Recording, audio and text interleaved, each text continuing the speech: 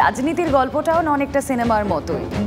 বেশি দূর তো যেতে হবে না আপনাদের, এই তো গত কয়েকটা সপ্তাহ, তাকান না সেদিকে। সিনেমার গল্পের সব কটা উপাদান একেবারে পেয়ে যাবেন। দেখুন, জোড়া ফুল, পদ্ম ফুল সবেতেই কমন কষ্ট কাহিনী। রাজনীতি শব্দটা খুব ভারী, হবে নাই বা কেন? রাজনীতি দেশ চালায়, রাজনীতি জনতার ভাগ্য নির্ধারণ করে। তবে গোটা বছর একরকম, আর ভোট পর্বে কিন্তু আর এক রকম। সারা বছরের কাজের রেজাল্ট মেলে প্রার্থীর নাম ঘোষণায়। এবার র্যাম্পে হেঁটে প্রার্থীদের নাম ঘোষণা তৃণমূলের। রাজ্যের সাধারণ মানুষের মধ্যে যেমন আগ্রহ ছিল, তেমনই দলের নেতাকর্মীদের মধ্যে ছিল টান টান সাসপেন্স। সারা বছরের পরিশ্রমের পুরস্কার মিলবে। যোগ্য প্রার্থী অনেকেই হতে পারেন, কিন্তু সিট যে মাত্র 42টা, সবার ভাগ্যে শিখে ছেড়েনি। প্রার্থী ঘোষণার পর সাসপেন্স পর্ব কাটিয়ে রাজনীতির সিনেমা পা দিল ক্ষোভ, বিক্ষোভ আর কষ্ট পর্বে। এই যেমন ঘাসফুলের নেত্রী সায়ন্তিকা বন্দ্যোপাধ্যায় 2021 সালের ভোটে বাঁকুড়া বিধানসভা কেন্দ্র থেকে লড়াই করেছিলেন, কিন্তু হেরে যান। তারপর থেকে বাঁকুড়াতেই পড়েছিলেন। আমি দলটা যখন জয়েন করেছিলাম তখন সবাই বিজেপিতে চলে যাচ্ছিল লাফাতে লাফাতে, তো অনেকেই ছেড়ে দিয়ে চলে যাচ্ছিল, অনেকে মানে যাবো কি যাবো না ভাবছিল দলে থেকেও। তো সে আমার এই সমস্ত নেই। আমি যেটা বলি সোজা সাপটা বলি, মানে আমি যে হেরে গিয়েছিলাম একটা বিধানসভা, তার জন্য আমি চ্যালেঞ্জ নিয়েছিলাম। আমি 7টা বিধানসভা জুড়ে দৌড়েছিলাম যে একটা বিধানসভা তুলে দিতে পারিনি, 7টা বিধানসভা আমি তুলবই।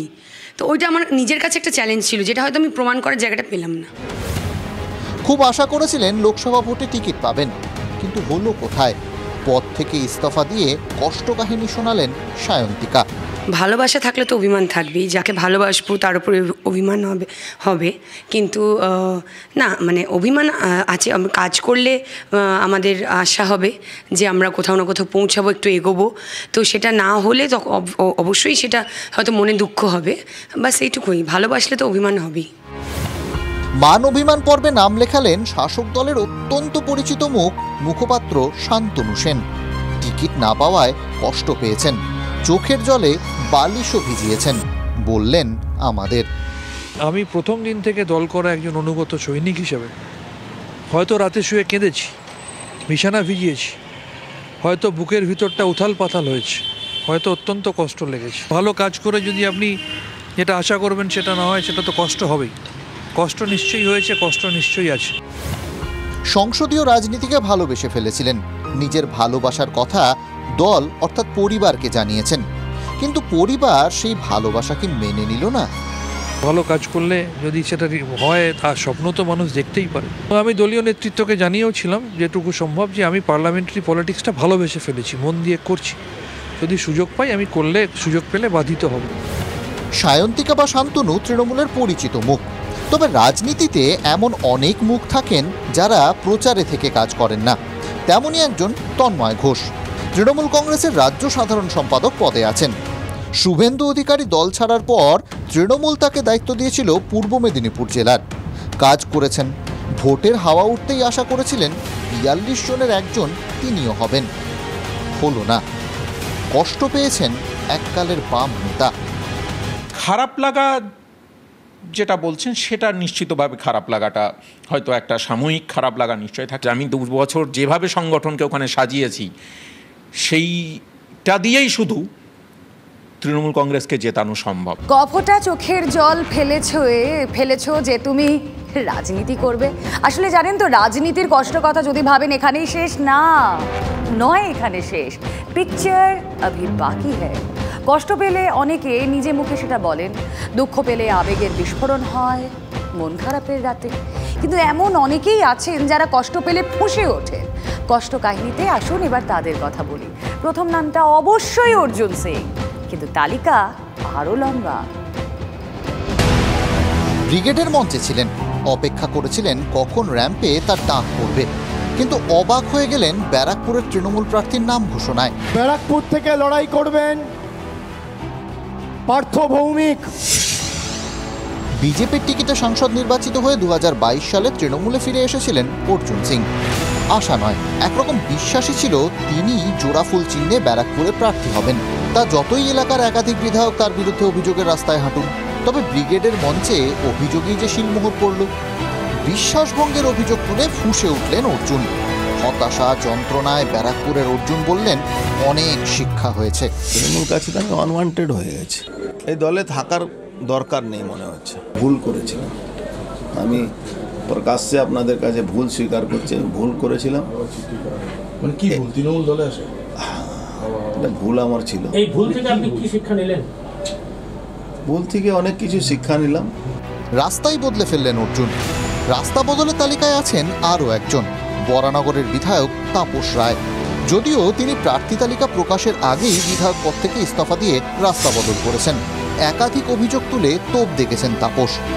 জোড়া ফুলের সিম্বল ও সবুজ জার্সি ছেড়ে তাপসবাবু বেছে নিয়েছেন পদ্ম সিম্বল ও গেরুয়া জার্সি। দুঃখের বিষয়, মাননীয় মুখ্যমন্ত্রী তিনি যখন বক্তৃতা দিলেন বিধানসভায়, আমার বাড়ি ইডি অভিযান, এটা উল্লেখ করতেই পারতেন। তিনি শেখ শাহজাহানকে ইডি টার্গেট করেছে সেটা বললেন। সব মিলিয়ে এগুলো আমি বড় আহত, আঘাতপ্রাপ্ত।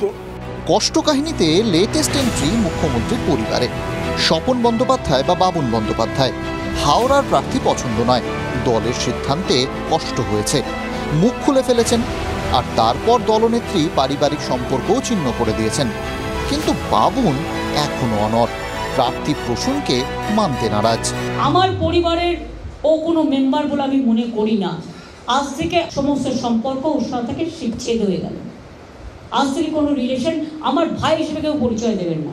আমি টোটাল ডিসঅ্যাসোসিয়েট করে দিয়েছি আমাদের ফ্যামিলি বন্ডিং, নো রিলেশন। দেখুন, দিদি ভাইয়ের ব্যাপার তো এটা রক্তের টান, রাখি আর ফোঁটা যখন নেই হয়তো দিদি ডেকে পাঠাবে। জানি এতদিন অভিমান থাকবে না, 72 ঘন্টার মধ্যে অভিমান আমাদের মিটে যায়। কারণ দিদি মারুক ধরুক যা কিছু করুক, দিদিকে তো জড়িয়ে ধরবো আগে। কষ্ট কাহিনীতে পরপর শাসক দলের নেতাদের দেখে ভাববেন না কিন্তু যে কষ্ট শুধু জোড়া ফুলেই আছে। পদ্মেও যে কষ্ট কাটা বর্তমান। রাস্তা বদলের নমুনাও আছে।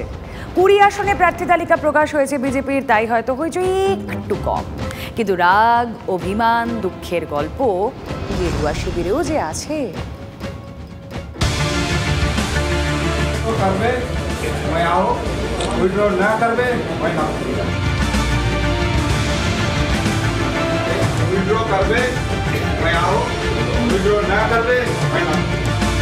বর্তমানে আলিপুরদুয়ারের সাংসদ, কিন্তু এবারের নির্বাচনে তাকে টিকিট দেয়নি বিজেপি। আলিপুরদুয়ারের পদ্ম প্রার্থী মনোজ টিক্কা। আর এই ঘোষণার পরই তেলে বেগুনে জ্বলে ওঠেন বার্লা। ক্ষুব্ধ জন বার্লা বলে ওঠেন, আদিবাসীদের সঙ্গে বিশ্বাস ভঙ্গ করেছেন মনোজ টিক্কা।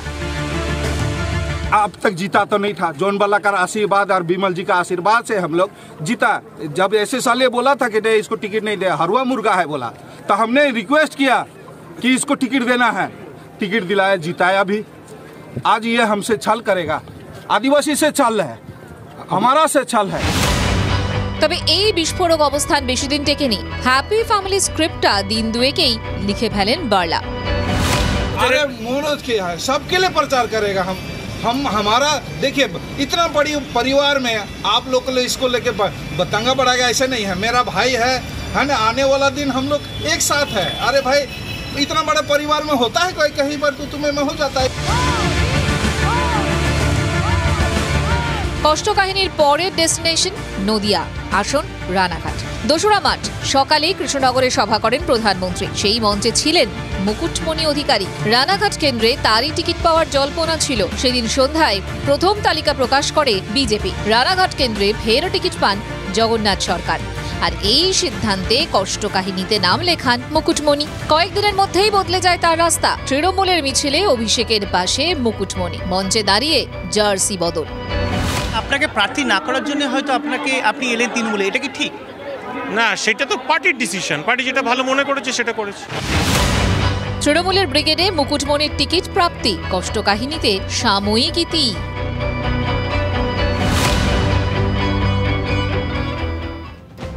রবীন্দ্রনাথ লিখেছিলেন, ভুল যেমন মানুষকে শিখতে সাহায্য করে, ঠিক তেমনই কিছু আঘাত মানুষকে বদলাতে সাহায্য করে। আমাদের রাজনীতিতে আঘাত, ভুল, বদল এই শব্দগুলো ভোটের সময় দেখবেন খুব প্রাসঙ্গিক হয়ে ওঠে, তাই না? বাকি সময় রাজনীতির কষ্ট কথা খুব একটা তো শোনা যায় না। সাধারণত কষ্টের কথা শুনলে মানুষের মনটাও কেমন একটা যেন করে, কিন্তু রাজনীতির কষ্ট কথায় এটাই নাকি উল্টে যায়, এমনটাই বলছেন রাজনৈতিক বিশ্লেষক ঝন্টু বড়াই। লোকসভা নির্বাচনের এই যখন দোরগোড়ায় তখন মানুষ এই দলবদল নিয়ে কিন্তু যার পরনায় সত্যি বিভ্রান্ত।